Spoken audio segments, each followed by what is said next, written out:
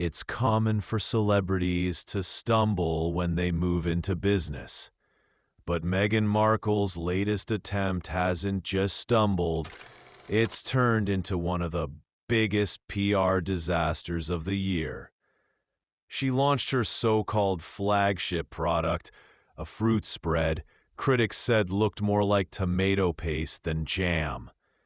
At the same time, she pushed a new series that collapsed almost immediately. And to top it off, she gave a major Bloomberg interview that was supposed to present her as a savvy CEO, but instead became a masterclass in bad PR. And here's the twist. Meghan insists the problem isn't her products, her timing, or the bad reviews. She claims the real issue is us, the audience. Let's start with that Bloomberg piece. The headline promised, Meghan, the Duchess of Sussex, on life and business beyond the royal spotlight.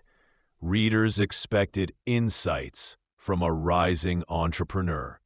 What they got was the same recycled childhood dish soap story, a strange rant about pantyhose, and awkward to sound relatable. Real business talk, missing entirely. This was her chance to prove she belonged in the business world. Instead, she offered vague claims, like saying her brand jumped from a few thousand units to 1 million without any explanation. Then came her $9 jam, hyped as groundbreaking, but not even available in stores. And early reviews said it didn't taste like jam. But the biggest mistake was timing. Meghan launched everything at once. Her show, her glossy profile, and her new product, all on the same day. Rather than generating buzz, it all collided in what many called a PR train wreck. Insiders believe she rushed the rollout to drown out negative reviews of her show. But that plan failed. The show tanked, critics piled on, and her claim that the audience loved it came across as denial, not confidence.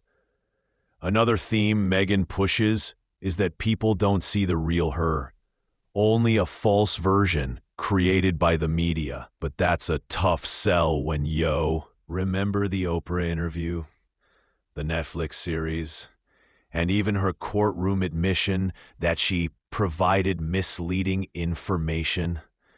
It's like wrecking a car and blaming the mirror for showing the damage. Then comes the contradiction in her image. On one hand, she leans on her royal duchess title to add weight to her brand. On the other, she wants to appear as the everyday mom building something from scratch. But the lifestyle gap is impossible to ignore. Ordinary families don't live with private chefs, stylists, and multi-million-dollar homes in Montecito. Pretending otherwise doesn't make her relatable. It risks insulting people struggling to pay their bills. Even the product itself disappointed. After months of cryptic teasers, the big reveal was a watery spread with unclear labeling that didn't even qualify as jam. Most early buyers weren't real customers, but journalists and influencers reviewing it. Since then, sales have slowed, which may explain why Meghan avoids sharing official numbers. And then there's her sudden return to Instagram. Not long ago, she and Harry slammed the platform as toxic, accusing it of spreading lies and harming kids' mental health. Now it's the center of her marketing strategy. So which is it? Harmful or fine when it makes money? That double standard only deepens public skepticism. The truth is, Meghan isn't being rejected because she's a successful woman. She's being rejected because of contradictions, an over-polished image, and a refusal to take responsibility when things go wrong.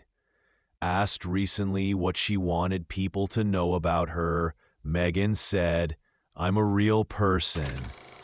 But being real doesn't erase failed products or poor business choices. In business, people respect honesty and even failure, but only if you own it. Meghan's pattern has been to blame the media, the royals, or the public, rarely herself, and that's why her brand feels stuck. Until she admits, "Yes, I got it wrong," her products, shows, and PR campaigns will keep struggling. Because people don't just buy what you sell. They buy whether they trust you. And right now, that trust has never been lower. Just this week, analysts suggested her brand may already be losing momentum, raising doubts about whether it can even survive the year.